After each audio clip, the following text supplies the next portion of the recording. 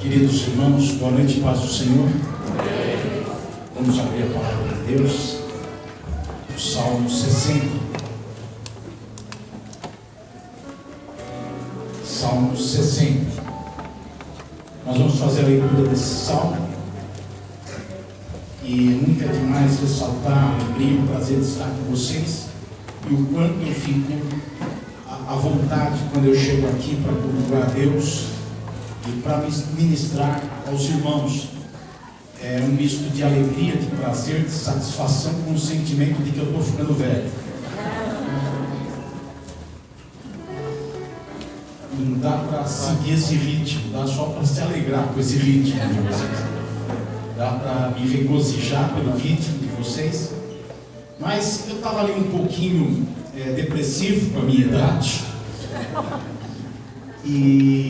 Mas quando eu assisti esse último vídeo, quando começou o Gênesis, eu percebi que eu não estou sozinho nessa. Eu notei que o tempo está trabalhando na vida de todo mundo aqui, né?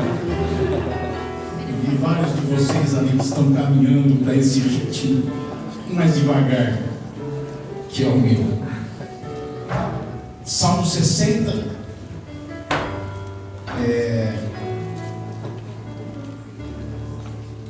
Vamos ler o Salmo. O nosso foco vai ficar no versículo 12, que na minha tradução da NVI que eu vou ler diz: com Deus conquistaremos a vitória, mas na tradução mais comum de Almeida diz: em Deus faremos proezas. Que dá o foco, que dá a atenção que nós vamos dedicar a olhar para a palavra de Deus no versículo 12, e com essa visão de Almeida na tradução: em Deus faremos proezas. Diz o Salmo: tu nos rejeitaste e dispersaste, ó Deus, tu derramaste a tua ira, restaura-nos agora. Sacudiste a terra e abriste-lhe vendas, repara as suas brechas, pois ameaça desmoronar-se. Fizeste passar o teu povo por tempos difíceis, deste-nos um vinho estonteante, mas aos que te temem deste um sinal, para que fugissem das flechas.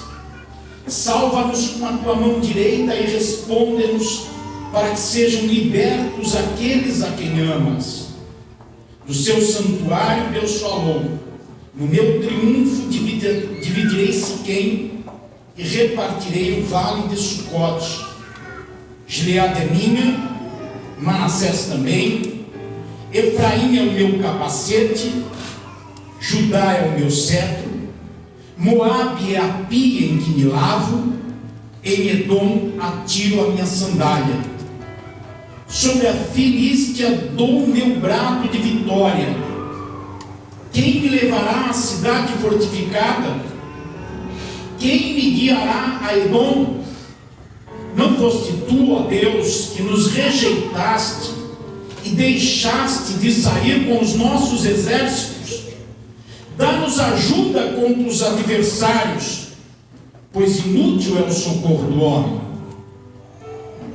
Com Deus conquistaremos a vitória, ou em Deus faremos proezas, e Ele pisará ou pisoteará os nossos adversários. Feche os seus olhos. Deus, nos entregamos ao Senhor nesse momento, para que a Tua palavra tome forma em nossa vida, que as letras da Tua palavra se transformem em ações nas nossas mãos e pés, e em palavras ditas com fé em nossos lábios.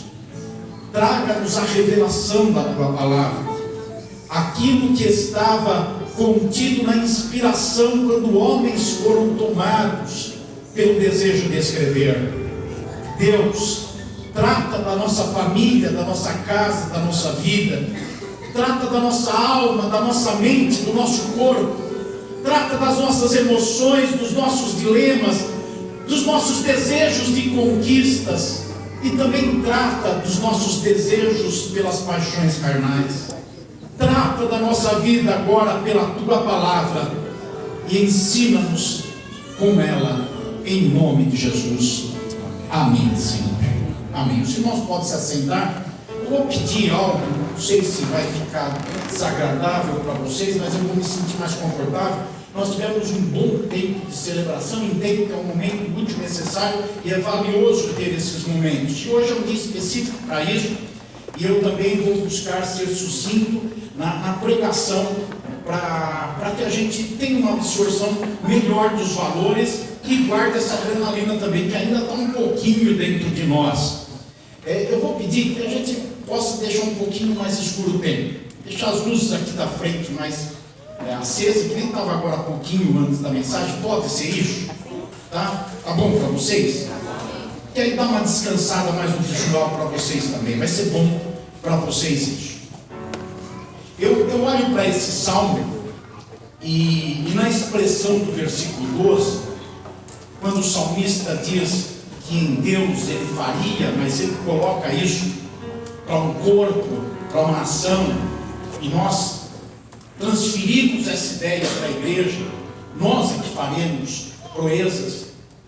Quando nós olhamos essa frase de uma maneira distinta no salmo, podemos ter uma visão equivocada do que está passando no interior do escritor, que está movido por inspiração, mas evidentemente a inspiração está trabalhando com os sentimentos que ele tem, com as emoções que ele vive, com os seus pensamentos e com as circunstâncias que estão ao redor.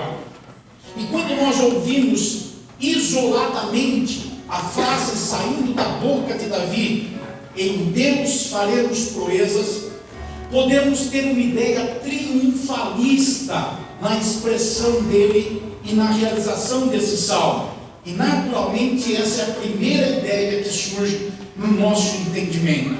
Afinal de contas, proeza é algo fora do comum, é algo fora do normal, é algo que invade, transcendendo o natural, o campo do sobrenatural.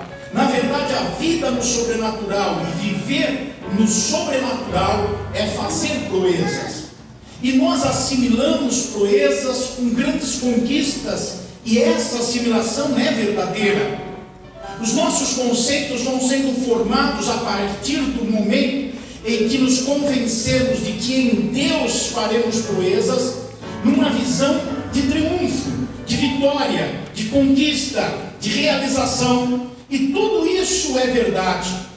Todavia, esses mesmos conceitos verdadeiros, quando entendido num âmbito maior, trazendo todas as emoções e todo o momento histórico, cultural que Davi está vivendo no início do seu reinado, ele havia há pouco tempo sucedido Saul, havia tomado o trono e estava começando um trabalho como rei de toda a nação. Lembrando os irmãos que ele durante muitos anos foi perseguido por Saul, foi envolvido por uma dificuldade interior de ter que fugir da morte e da tentativa de assassinato que o rei queria colocar na vida dele. Teve que passar por louco, teve que se juntar com alguns bandidos e viver com pessoas desqualificadas, viver em montanhas, em rochas, fugindo de um lugar para outro.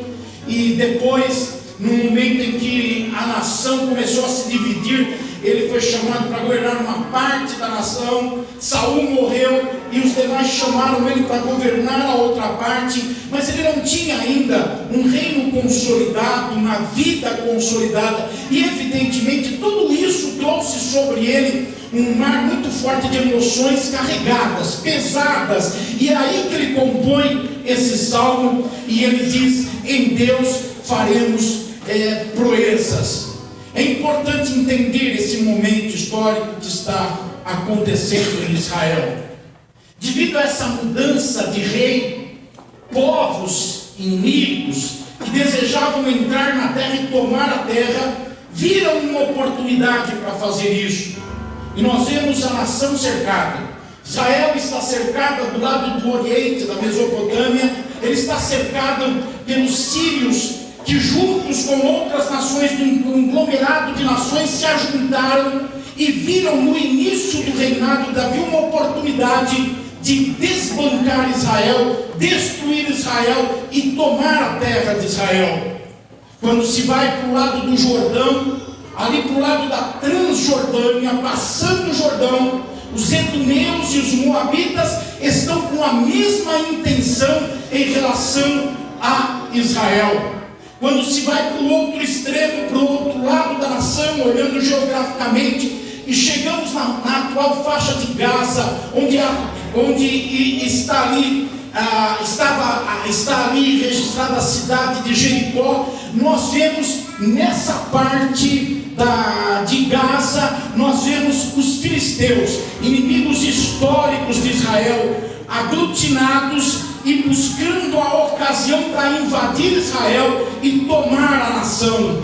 Então Davi está vivendo um momento de muitos apertos, Davi está vivendo um momento de muitas dificuldades, e como se não bastasse isso, ele ainda tem os conflitos internos da nação, daqueles saudosistas, daqueles arraigados na tradição, daqueles que, independentemente de Saul ter sido um rei que se afastou de Deus, que prevaricou e abandonou a crença no único Deus, o Deus de Israel, eles ainda desejavam que a dinastia de Saul desse sequência ao reino, e tinham um desejo saudosista das antigas coisas, e não queriam caminhar para um novo tempo, e não queriam caminhar para uma nova disposição. Isso é muito comum para nós, para mim e para você. Nós nos apegamos naquela casa, naquele emprego, naquele negócio, naquele tipo de vida, naquele quilômetro quadrado que nós transitamos. E quando há uma oportunidade de andar 2 quilômetros, quando há uma oportunidade de uma mudança profissional, quando há uma oportunidade, vem um certo medinho para alguns e para outros, um pavor. Então aquela turma que estava acostumado com Saul, que estava acostumado com o reino do jeito que era, eles também estão trabalhando nas bases para tentar fazer voltar as coisas, para que algum descendente de Saul ocupasse o reino. Então Davi, além de todos esses conflitos externos que ele enfrenta, ele também tem uma batalha interna em Israel. Eu não diria com uma nação dividida, mas com uma nação que não estava unânime, que não estavam olhando todos para a mesma direção, e ele tem que lutar com esses conflitos todos. Somado a tudo isso, ele entende que todo esse momento não é um mal que Satanás trouxe sobre a nação, mas é o próprio Deus que está tratando da nação, é o próprio Deus que está trazendo sobre a nação as consequências dos muitos anos de vitupério à fé, do monoteísmo que Saul implantou quando trouxe a adoração de outros deuses para Israel, quando visitou uma médium espírita, quando deixou de obedecer o sacerdote Samuel.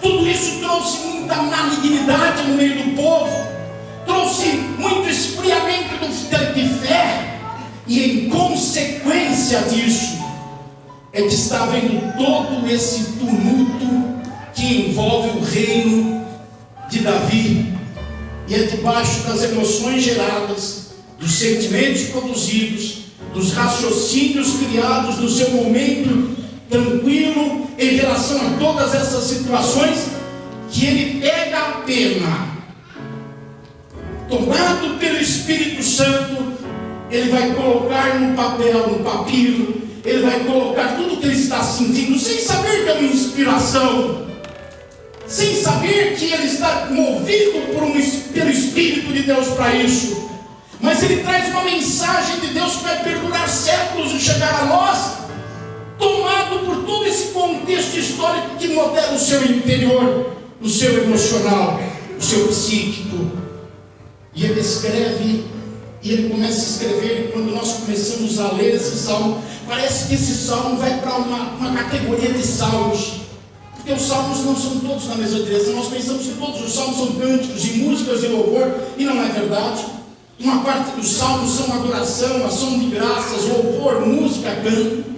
Uma outra parte, ao que parece que esse salmo vai, que são salmos de lamento, de lamúrios, de choros, de arrependimento, de tristeza, de dor, de angústia.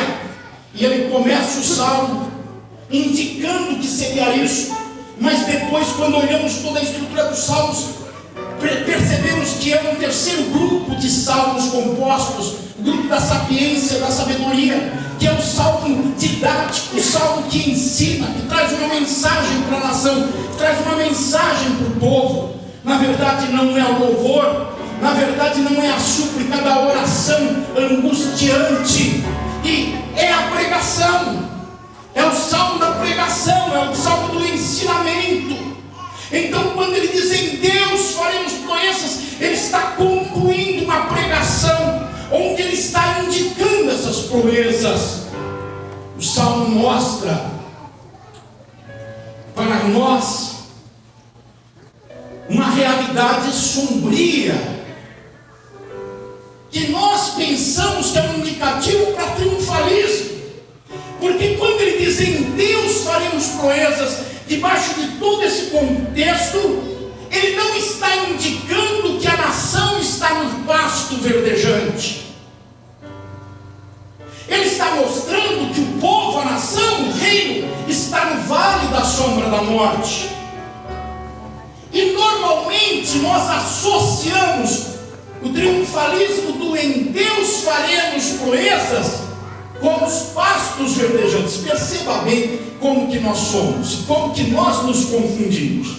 A gente vai orar e a gente ora assim para Deus: Senhor, abençoa a minha vida, adestra minhas mãos, me dá vitórias, me dá conquistas, me aperfeiçoa, e em teu nome eu farei proezas.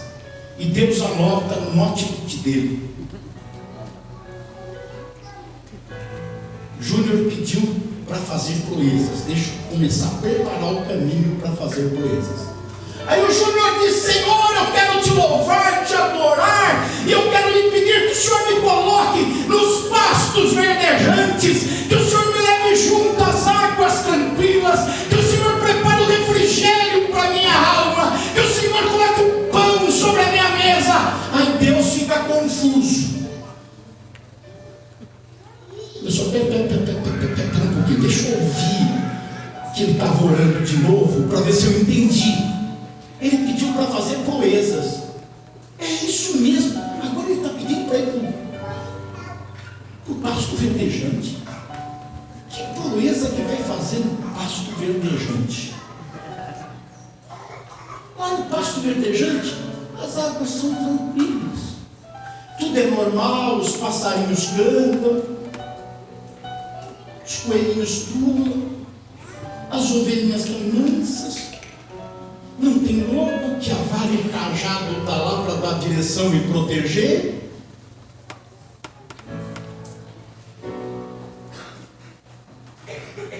A gente ora dizendo que quer fazer proeza e pede para ir para o pasto verdejante, para viver uma vida tranquila, normal, sem altos e baixos, sem desafios, sem problemas, sem lutas, sem dificuldades.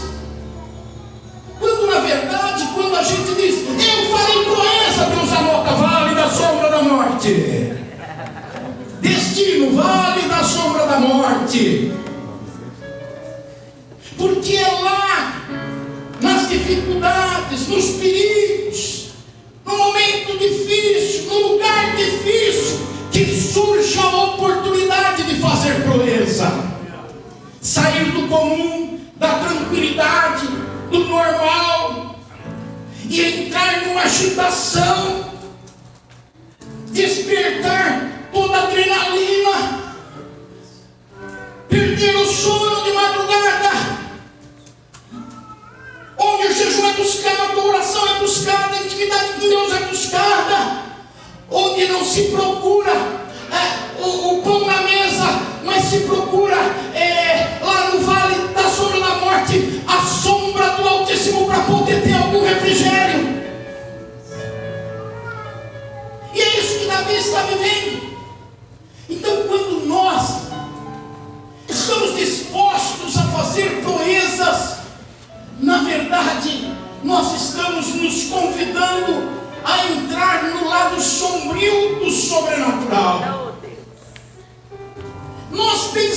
irmãos, que as proezas são indicativos do lado agradável da vida no sobrenatural, do lado confortável da vida sobrenatural. Eu vou fazer proeza, eu vou para o pasto verdejante, onde eu tenho um pastor que nada me faltará. Esse é o nosso raciocínio, mas não é essa a indicação histórica, bíblica, que nós encontramos. O que nós encontramos é que quem fez proeza não fez nos pastos verdejantes, mas fez na escuridão de um vale de morte. É lá que se faz as proezas. Quando nós olhamos todo esse contexto de Davi cercado por inimigos, se questionando quanto ao seu reino, porque ele ainda não tinha construído praticamente nada, era o começo de um trabalho, nem a confiança do povo tinha, e ele dizendo: em Deus faremos proezas, é porque ele está no meio do vale, é porque ele está vendo a morte, é porque ele está vendo a dificuldade. Mas na composição do salmo e das suas palavras nós temos um outro conflito, se não do mesmo tamanho, talvez até maior, porque somos levados a ler no versículo 12: em Deus faremos proezas, e na sequência diz: e Ele pisará os nossos adversários. E aí nós perguntamos: qual é a nossa proeza? Porque de imediato nós pensamos que a proeza é pisar nas adversidades, nos problemas, esmagar debaixo dos nossos pés os adversários. Mas a Bíblia não diz isso. Ele diz: nós faremos proezas, mas é Deus quem pisará os adversários. Qual é a nossa proeza? Qual é a nossa proeza então? Perceba como nos enganamos, porque julgamos que a nossa proeza é essa vitória sobre as adversidades, sobre os adversários, sobre os problemas, sobre as situações contrárias, e nós julgamos de imediato que fazer proeza é superar isso, é vencer isso, é reverter a situação, é mudar o rumo das coisas. Mas não temos essa exegese, essa interpretação no texto que nos dá base para isso. Mas uma coisa não anula a outra. Os adversários serão pisados e nós faremos proezas, mas não seremos nós que pisaremos nos adversários. E aí isso sim vem de acordo com toda uma sintonia bíblica, quando Deus fala ao seu povo: vocês se calem, porque Deus lutará a vossa luta. Não é você que batalha, porque em vão é o soldado na guerra se o Senhor não der vitória, em vão é o sentinela na cidade se o Senhor não proteger. Aí cria-se uma sintonia bíblica. Mas nós continuamos com a indagação: qual é a nossa proeza? Pergunte para o seu irmão: qual é a nossa proeza?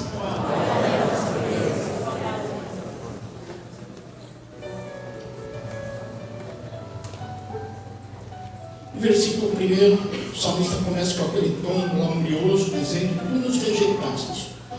No versículo 2 ele diz: sacudiste a terra, geraste um terremoto embaixo de nós. No versículo 3 ele diz: fizeste passar o teu povo por tempos difíceis.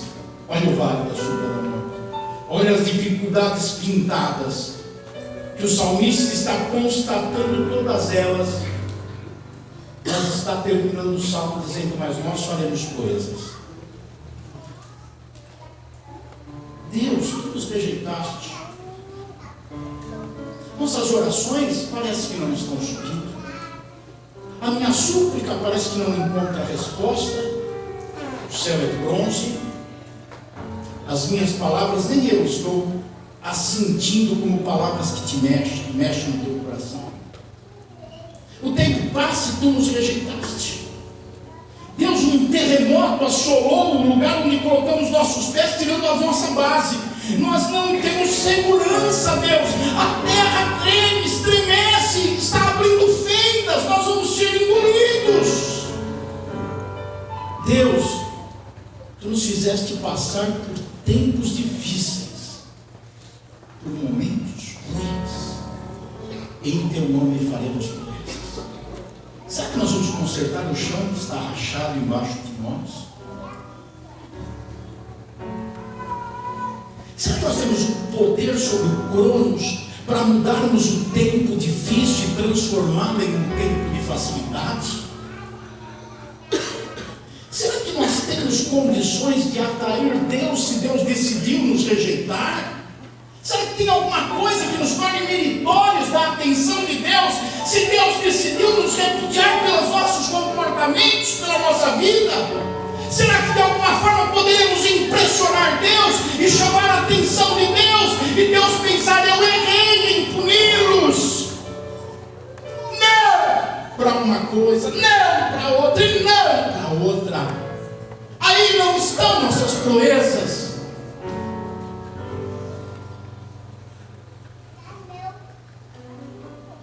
No contexto da época de Davi, como eu vinha dizendo para vocês alguns minutos atrás, a espiritualidade estava desmoronando, o temor a Deus estava fugindo da nação, as pessoas estavam se esquecendo de Deus e adorando outros deuses como Baal.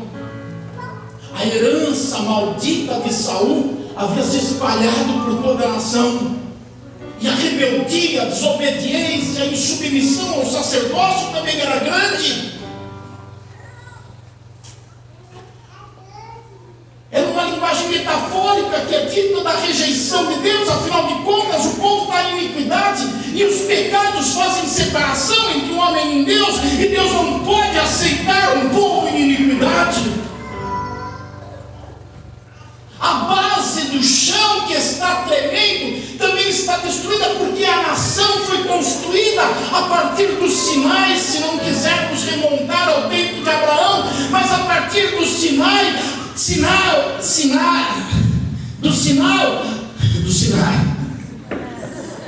onde Moisés recebe os mandamentos, as tábuas da lei, a ordenação moral e ética do povo. E Deus norteia a sua nação para ser uma nação monoteísta, começando a dizer, não terás outros deuses diante de vós. Atentarás para o dia do Senhor, para consagrá-lo ao Senhor. E o povo abandonou tudo isso, fazendo com que o chão se rompesse, eles perdessem toda a segurança, se afastassem de toda a proteção, começaram a escrever um calendário de tragédia, de derrota, de fracasso para a vida deles.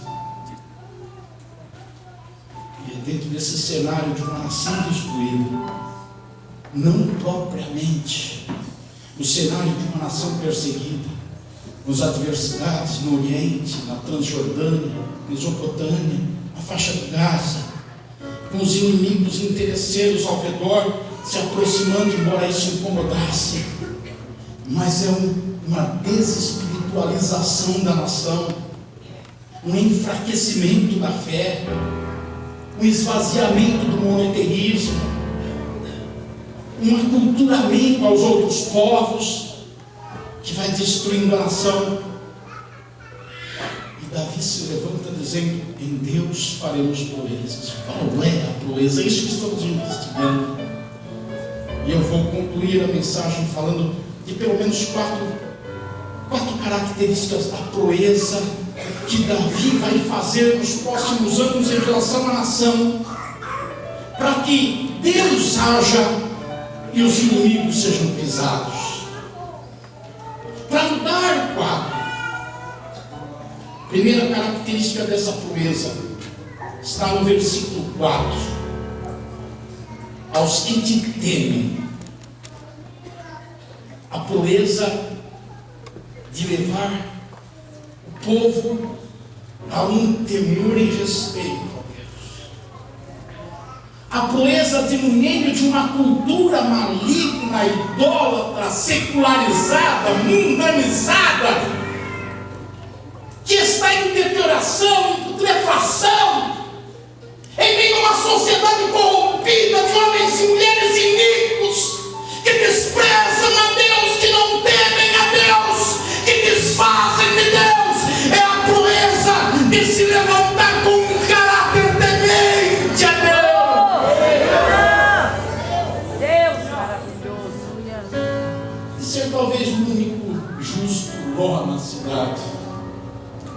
ser o único que se dispõe a construir uma arca porque acredita no que Deus faz, de ser o único que está disposto a subir no Sinai. Temer a Deus.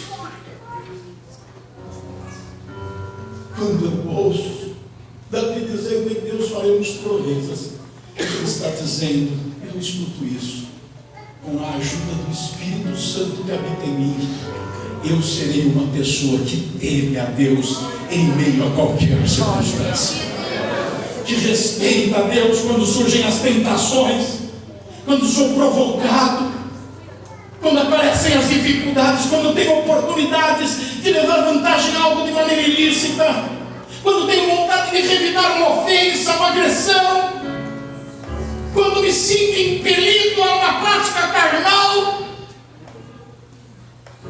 eu vou temer a Deus. Eu farei proeza de meio disso tudo, vencer meus sentimentos, minhas emoções, as pressões internas, as pressões externas, o que os outros pensam, vencer tudo isso. Eu farei a proeza de agir no temor do Senhor.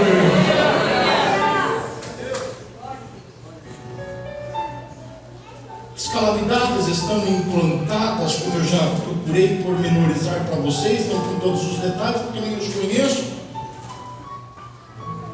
O povo está se sentindo um povo desprezado. A expressão no versículo 1 é essa: tu nos rejeitaste.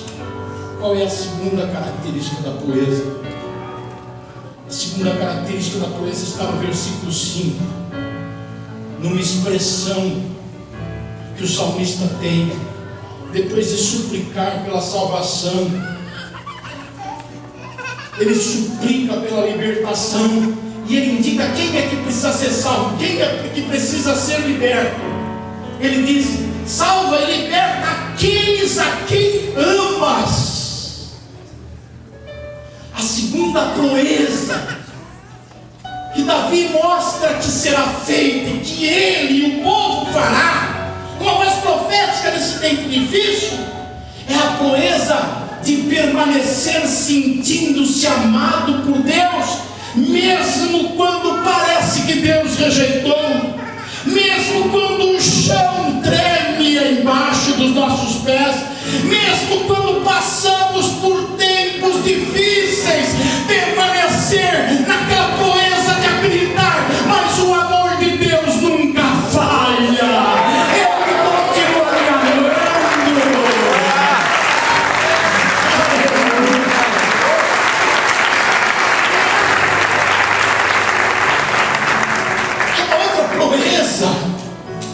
Precisa ser feito nos nossos dias,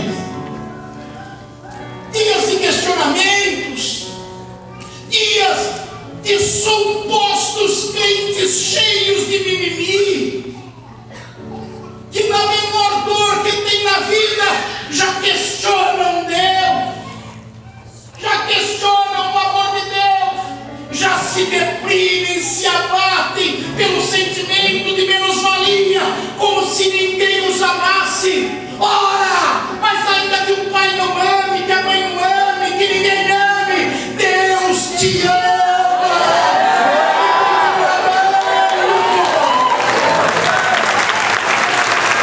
Sim.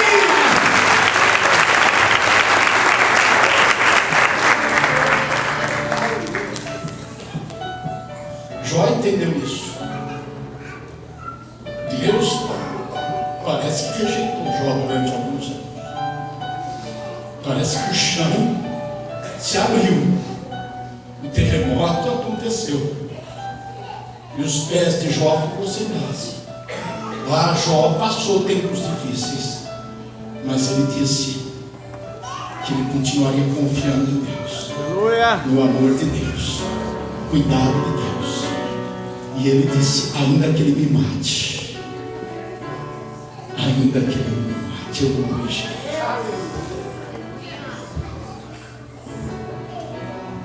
Como é necessário hoje fazer proezas afetivas em relação a Deus. A proeza de continuar acreditando em Deus quando o filho não morre no ventre da mulher que está com 7 meses.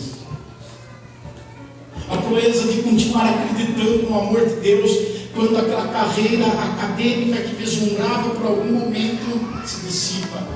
A proeza de continuar amando a Deus quando chega a viuvez, vem o desemprego, vem a dificuldade, a casa cai. Continuar acreditando no amor de Deus é uma proeza extraordinária. É só aqueles que podem, com a ajuda do Espírito Santo, se posicionar e dizer: em Deus farei proeza, sem olhar para o pasto verdejante, mas olhando para o vale da sombra da morte, que vão conseguir construir essa proeza de não duvidar do amor de Deus. Que mais? Terceira proeza: manter-se na consciência plena da soberania de Deus e alimentar em si um senso de pertencimento a Deus, a despeito de qualquer coisa. Sou de Deus, não há. A despeito das minhas fraquezas, a despeito das minhas lutas, a despeito dos meus pecados, a despeito das minhas dores ou das minhas conquistas, eu continuo pertencendo a Deus. E eu pertenço a um Deus soberano. Essa é a proeza. Ter o senso de pertencimento a um Deus soberano. No versículo 7, Deus diz: Gileade é minha, Manassés também. Efraim é o meu capacete, Judá é o meu cetro. Aqui nós vemos tribos de Israel que Deus as usa figurativamente, representando todo o seu povo, representando-os, dizendo: é tudo meu, e eu faço o que eu quero. Daí a junção do senso de pertencimento a Deus com o conceito claro da soberania de Deus é uma grande proeza. Eu sou de Deus e Ele faz o que quer da minha vida. Se eu for um Oséias que tenho que sofrer no âmbito familiar, porque Deus quer que eu sofra, Ele faz o que Ele quer da minha vida. Se eu sou um Jó que tem que sofrer em tudo na minha vida, porque Ele quer, eu pertenço a Ele e Ele faz o que quer da minha vida. Mas é um senso de pertencimento absoluto, de propriedade absoluta de Deus pela soberania que Ele tem. Porque no versículo 8, agora já não fala de Israel, agora fala de uma outra nação e fala que Moabe é a pia em que me lavo. Outra nação, Edom, nela eu atiro a minha sandália, dou uma surra na hora que eu quiser. A Filístia, dou o meu brado de vitória sobre eles. O que quer dizer? A soberania de Deus não só envolve a minha vida, a soberania de Deus envolve o meu redor. É Deus que está trabalhando na vida do meu chefe, é Deus que está trabalhando no coração do ímpio, é Deus que está tratando as pessoas que estão perto de mim. Todas essas nações ladeavam Israel e Deus disse: eu as tenho na minha mão. Aleluia, Deus tem tudo na mão dele. E alimentar esse senso de pertencer a Ele, e Ele é soberano, e as coisas acontecem porque Ele está trabalhando, porque na verdade uma proeza liga a outra, e aquele que tem a proeza de sentir-se amado de Deus, sabe que todas as coisas cooperam em conjunto para aqueles que amam também a Deus em reciprocidade ao amor de Deus. Então a soberania dele está trabalhando até na folha da árvore lá de casa e até no fio de cabelo da minha cabeça. A proeza de senso de pertencimento numa época em que as pessoas querem autonomia, querem viver do seu jeito, da sua maneira, não se sujeitam a autoridades, não se sujeitam a governos, nem de homens e nem de Deus. Querem fazer o que o nariz indica, o que a vontade quer. Não se importam com pais, não se importam com líderes religiosos, não se importam com autoridades civis, querem fazer o que bem entendem. No meio de tudo isso é fazer a proeza de saber: eu pertenço a Deus, e Deus é soberano na minha vida e ao redor da minha vida. Então tudo que acontece está nas mãos de Deus. É uma proeza viver assim, com o chão rachando em momentos difíceis. Por fim, A última proeza: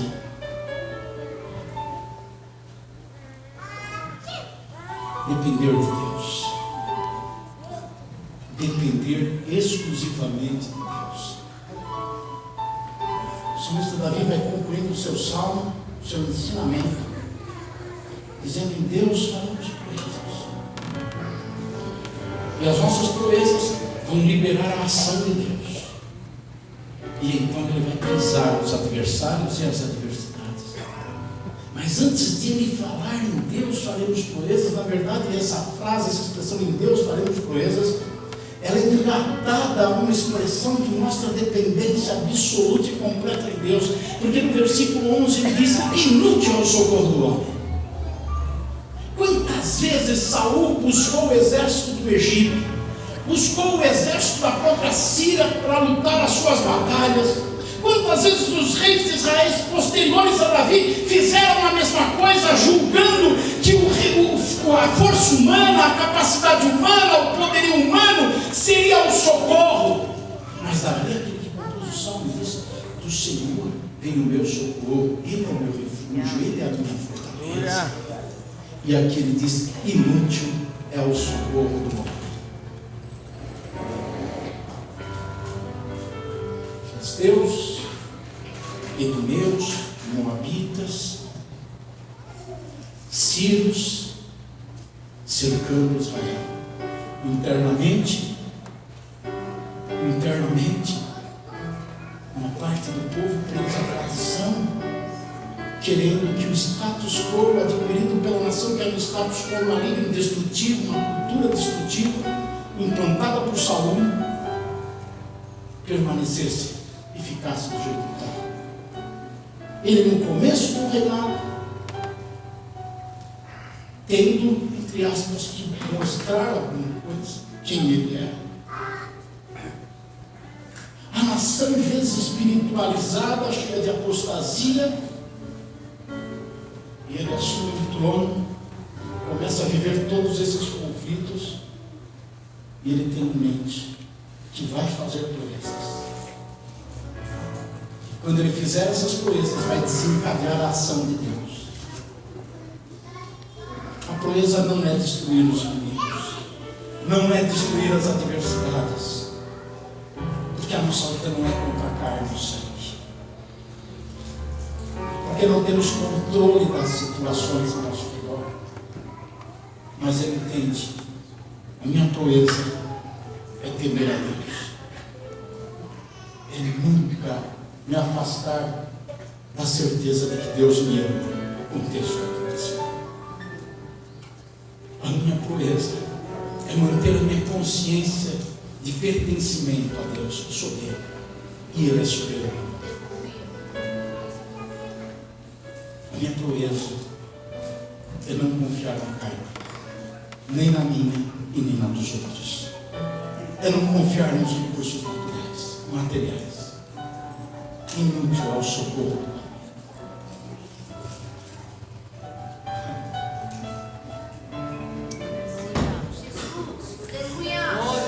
Glória a Deus. Eu vou pregar isso, mas é muito mais gostoso viver isso. Aleluia. Glória a Deus. Aquele que faz coisas.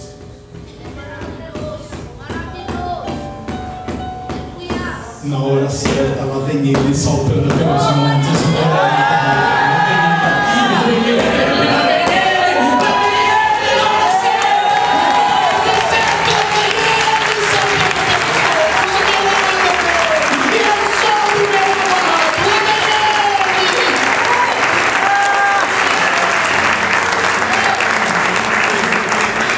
E ele pisará os nossos adversários.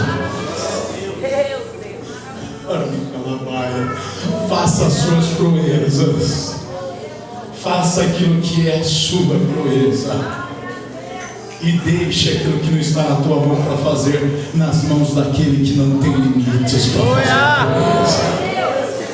Faça as tuas proezas. Vamos orar. Vamos orar. Curve a sua cabeça. Pode ficar sentado, mas curve a sua cabeça. Eu trago sobre esse povo tão amado no meu coração sobre a família de pastores dessa igreja foram amados no meu entendimento. Eu trago agora, Senhor, a minha declaração diante de Ti, se Tu me ouves, então atende. Eu trago o poder dessa mensagem em execução no dia a dia, para que essa família, para que essa igreja, para que cada pessoa que aqui se alimente e vive, sinta-se desafiado a fazer as suas proezas. E nunca diga não a Ti, Senhor, mas diga: eu aceito o desafio. Eu trago diante, Senhor, de Ti o pedido que o Espírito Santo os desafie, os chame, os provoque nesse momento, para não deixarem de fazer as suas proezas,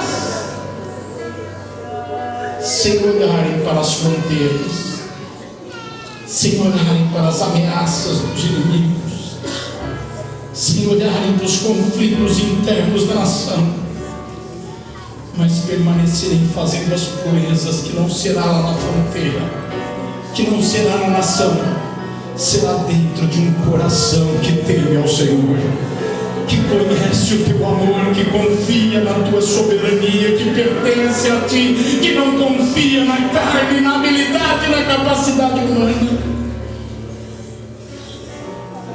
A proeza de permanecer diante de Ti, construindo essas coisas que gente comum não faz. Mas esse tipo de gente, Senhor, que faz esse tipo de proeza, que tem a alegria de ver o Senhor se manifestar na hora certa, vindo, chegando no momento crucial, chegando na hora que precisa chegar, para fazer a proeza que nós não podemos fazer. Eu oro por esse povo, por essa igreja, por esse pastor e esposa, e os abençoo em nome de Jesus. Amém, Senhor. Fique em pé, levantando os seus braços, em resposta à mensagem, começando a glorificar com a sua boca. Aleluia. Qual é a palavra que você tem aí na sua boca diante da palavra de Deus? Você tem um aleluia, você tem um glória a Deus, você tem um louvado seja o Senhor, você tem uma expressão de confiança, de derramamento diante do Senhor. Aleluia, bendito seja Deus, louvado seja Deus, Senhor. Aleluia, aleluia.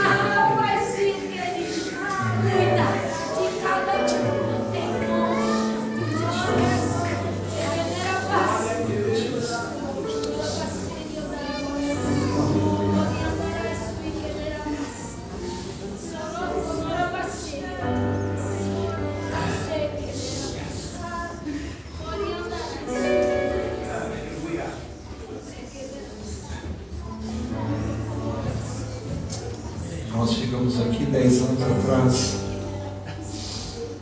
para o envio. Nós temos há 10 anos ministrados neste lugar com a bênção dos nossos pastores, com a direção de Deus. E nessa mesma bênção que hoje meu pastor, meu pai espiritual, meu apóstolo, é um apóstolo dessa denominação, liberou dessa igreja. Nós queremos hoje marcar essa data, reafirmando nossa aliança com vocês, reafirmando nosso compromisso de pastoreá-los, de cuidá-los, e com o nosso grande objetivo, que é o plano de Deus, fazer cada um de vocês crescerem,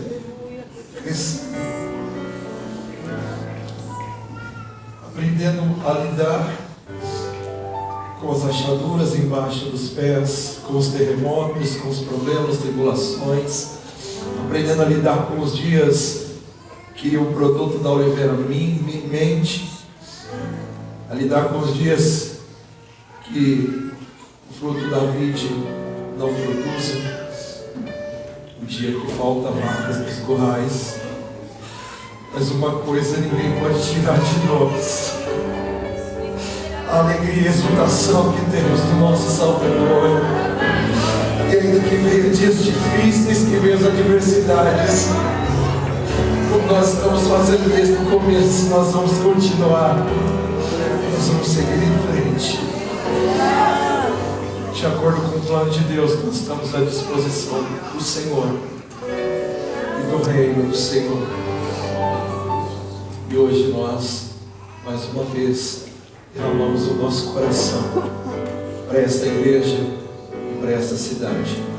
E renovamos o nosso compromisso de ficar mais 10 anos, mais 20, mais 30, mais 5, eu não sei, mas no tempo de Deus, conforme Ele tiver para nós. Por isso eu convido todos vocês para juntos avançarmos na unidade, fazendo proezas, porque depois disso o Senhor vem trazendo a Aleluia! Gratidão por todos vocês, pela parceria de todos, pelo amor, pelo carinho, pela família que estamos construindo para a glória de Deus. Gratidão, meu Pai, por nos apoiar, nos direcionar e ser para nós também essa paternidade que nos ajuda a sermos pais também desses filhos. Deus abençoe vocês. Gratidão aos céus, gratidão a Deus pela nossa primeira conferência. Estamos motivados a seguir em frente e sabemos que Deus vai fazer muito mais nas nossas vidas. Você já recebeu a bênção do apóstolo da parte de Deus. Gratidão por hoje, gratidão por esses dias, gratidão por sempre. Só precisamos continuar dizendo com força que há muito mais que isso. Deus te abençoe. Vai Deus, eu espero amanhã cedo.